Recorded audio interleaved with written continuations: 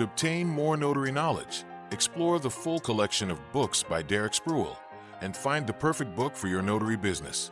Visit any online bookstore, Amazon.com, Barnes & Noble Bookstore, booksofmillion.com, bookshop.org, Mobile Notary by DerekSpruill.com, or download from Kindle to obtain your essential notary book to help with all your notarization starting today. Welcome to Notary Knowledge.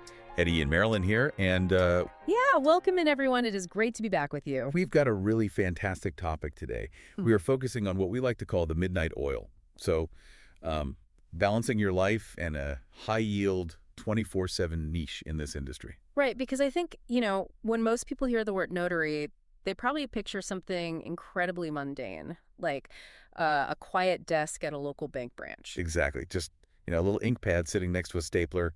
Someone casually glances at your driver's license, stamps a piece of paper for $5, and sends you on your way. Yeah, it feels like the ultimate low-stakes administrative errand, and that's just the universal preconception out there. It really is. Yeah. But looking at the source material we have today, the industry guides, the software manuals, the actual strategies from working professionals, that quiet bank desk completely vanishes. Oh, totally. The reality we're exploring today is, well, it involves midnight hospital runs, it involves strict security clearances at correctional facilities, and even these really sophisticated AI-driven tech stacks. Yeah, it's a grueling operation. And our mission today is to understand how top-tier mobile notaries actually operate. Because, they aren't just gig workers picking up spare change. No, not at all. They are operating like highly strategic CEOs of their own legal logistics companies. Exactly. And before we get into the weeds on how they scale these businesses, we should probably remind everyone to check out the Notary Knowledge books by Derek Spruill. Oh, absolutely. If you want to really master this business, those books are essential. Yeah. And you can find them on the Notary Knowledge website. Yeah, and while you're there, make sure to check out our video podcast, No Notary, with Eddie Montes Travis, as well as Marylyn's 90 Seconds of Notary for some really quick, high-value tips. Definitely. Lots of great resources there. So getting back to the sources, to understand how these top-tier businesses work, we really have to look at where they make their money. And it is definitely not in standard daytime office work. Right. The real revenue, like the massive profit margins, are found in the emergency after-hours niche. We're talking about hospitals, hospices, and jails. Which brings up this fascinating economic concept from the guides, which is inelastic demand. Yeah, inelastic demand is huge here. When a client needs a notary at, say, 11:00 p.m. on a Tuesday in a hospital, they don't care about the cost anymore. Right, they're just desperate. Exactly. If you're a frantic family member or even a title company realizing a critical document has to be signed immediately, your sensitivity to time just skyrockets. And because of that desperation, the fees for a bedside hospital signing or a jail visit can range from $95 to well over $300 per appointment. Yeah, which is a massive jump from that $5 bank stamp. Well, and I have to push back on this a little bit, just playing devil's advocate here, because my brain is still kind of stuck on that bank teller image. I mean, I always thought a notary just checks a photo ID and applies a stamp. A lot of people think that. Right. So I'm struggling to see how that basic task jumps to a $300 service. Sounds less like admin work and more like being a legal first responder. How complex is it, really? Oh, the complexity is staggering. Honestly, both legally and emotionally. When you walk into a hospital room, you aren't just looking at a piece of plastic to verify an ID. You carry this heavy legal burden to assess the signer's cognitive capacity. Wow. So you literally have to make a real-time judgment call about someone's mental state. You do, and state mandates heavily enforce this.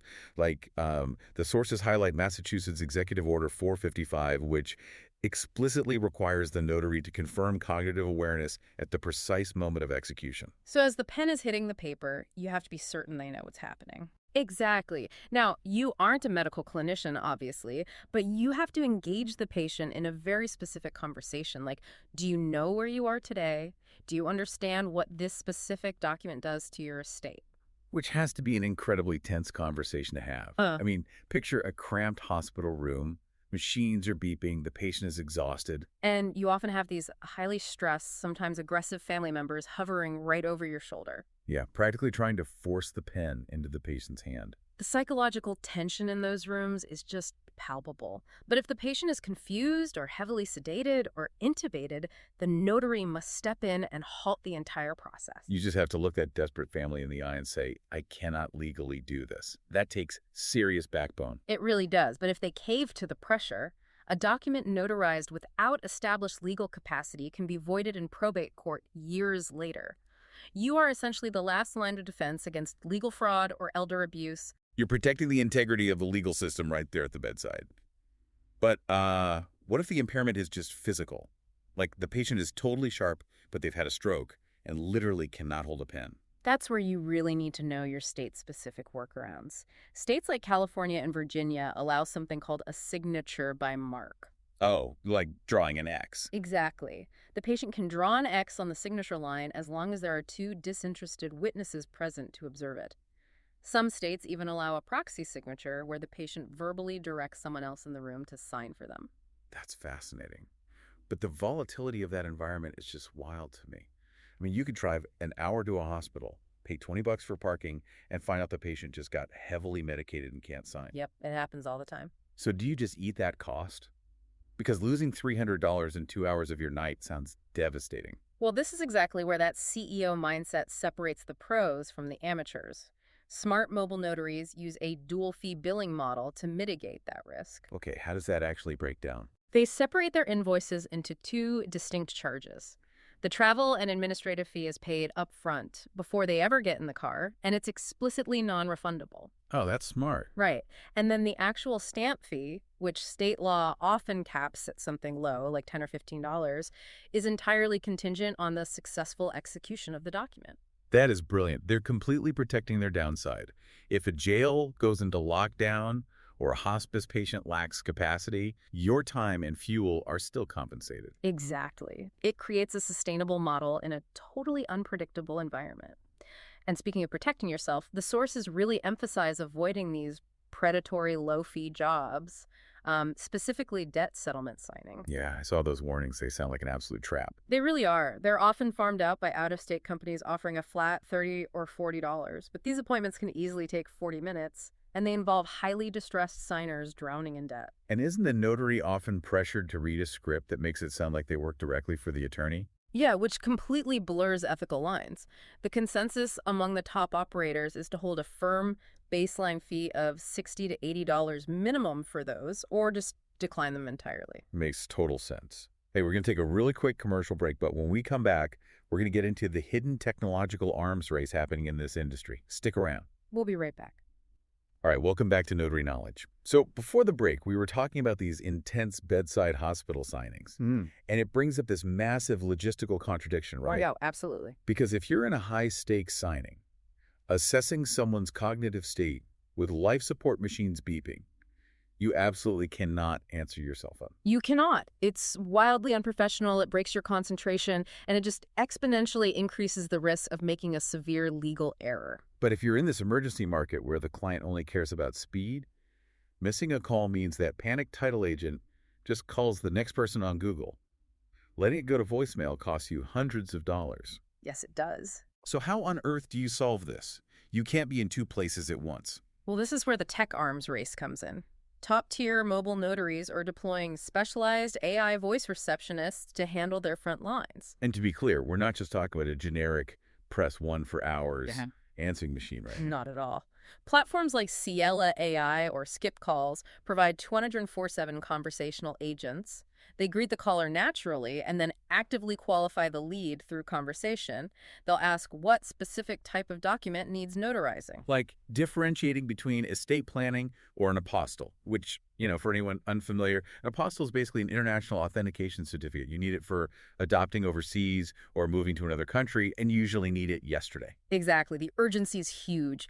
The AI registers that urgency, determines the location, and dynamically quotes state-specific pricing based on your preset rules. So I'm sitting in a hospital room with my phone on silent, and my AI is literally negotiating a rate and locking down a calendar slot for me. It books it directly into your Google Calendar and sends a confirmation text to the client. You secure the revenue without ever breaking focus. Wow. It's like the algorithm basically treats you like a rideshare driver. You have to accept the ping instantly. But to survive, you hire an AI bouncer to act as your booking agent while you're on a ride. That rideshare analogy is spot on, Yeah. especially when you look at real estate loan signings routed through platforms like SnapDocs. The algorithmic pressure there is very real. Yeah, just to get work on those platforms, you have to be SnapDocs verified, which involves some intense background checks. Oh, yeah. We're talking federal criminal searches and Patriot Act screens to ensure you aren't on any international watch lists, because you're handling hundreds of thousands of dollars in real estate. But the crazy part is how the algorithm tracks your human response time. The sources showed that responding to a text notification within 5 to 10 minutes can boost your order volume by 20 to 30%. But if you miss that window because you're driving or eating dinner, the algorithm actively lowers your future visibility. Your ranking drops and the phone just stops ringing. That is just intense psychological pressure to constantly be tethered to a device like that. It is. And then you still have to handle the back office bookkeeping, which is why they rely on software like Delo, Notary Gadget, or Notary Assist. Right, because those manage the electronic journals, which you legally have to retain for up to 10 years in some states. Exactly. Plus, they handle invoicing on Net 30 or Net 60 terms for title companies, and they passively track your mileage, which is a massive financial mechanism. Because for 2026, the IRS standard mileage rate is 70 cents per mile. If you're driving across 3 counties a day, that's a huge tax deduction, but only if your log survives an IRS audit. Right, and the software automatically logs the date, destination, business purpose, and distance using GPS. It completely removes human error. Okay, so we've painted this vivid picture of a hyper-efficient professional. But honestly, hustling for an algorithm, battling hospital parking lots at midnight, it sounds like a one-way ticket to gig economy burnout. Oh, burnout is the #1 reason people leave this profession in their first year. The pace is just punishing. So how do they survive long-term? Because a lot of people start as moonlighters, right?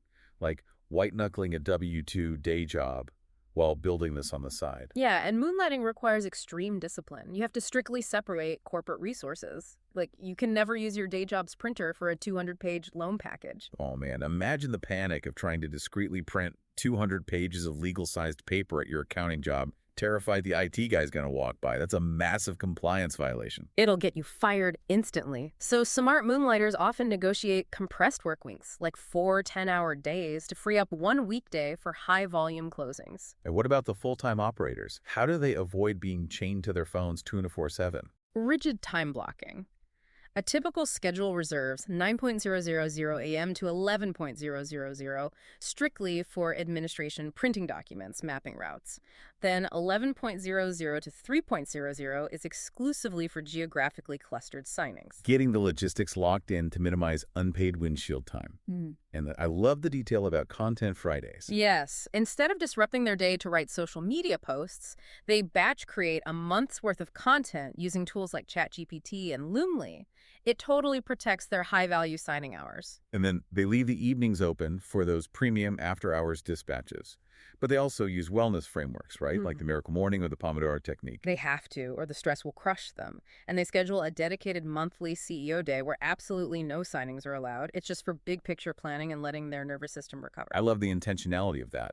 But the ultimate burnout prevention hack that really caught my eye was the collaborative on-call rotation. This is a huge mindset shift. Instead of trying to be available 24/7, they find 3 to 5 trusted local competitors and form a network. So they use like a follow-the-sun shift schedule to share premium leads. But I have to ask, isn't it counterintuitive to hand a $300 bedside lead to your direct competitor just so you can watch a movie on a Friday night? It seems counterintuitive if you have a scarcity mindset.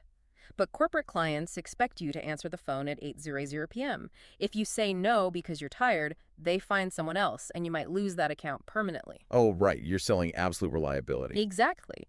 By forming a network, your premium client always gets a yes. Your competitor gets the $300 tonight, but you get to eat dinner with your family, and next week, their overflow comes to you.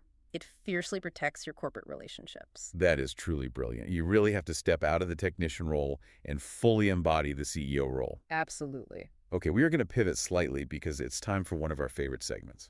Good question. What would you do? Oh, I love these. Let's hear them.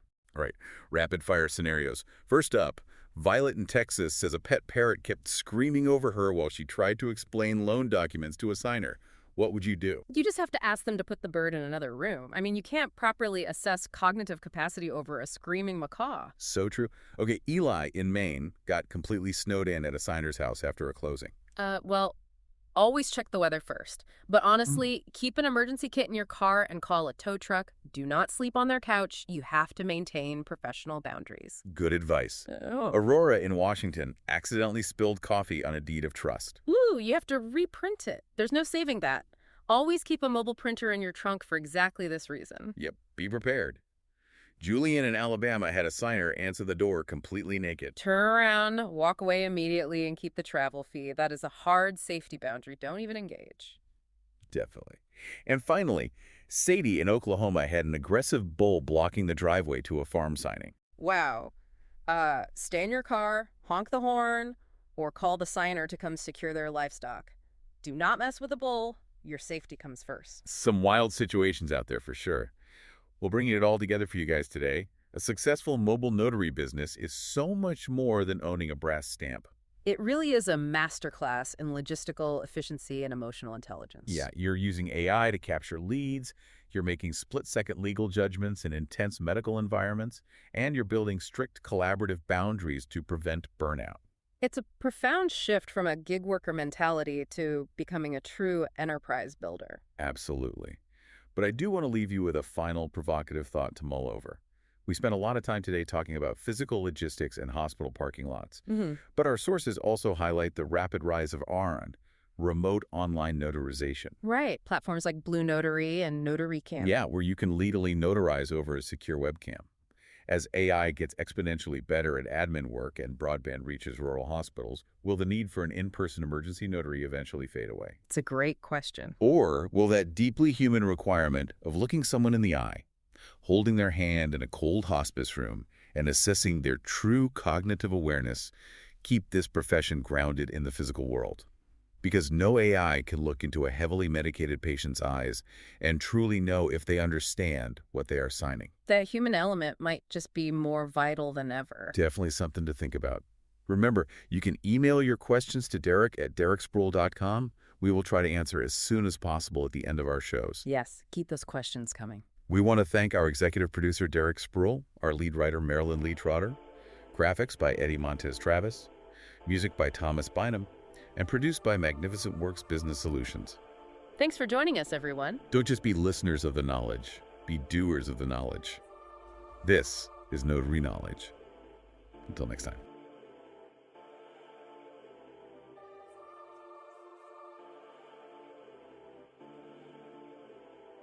To obtain more notary knowledge, explore the full collection of books by Derek Spruill and find the perfect book for your notary business.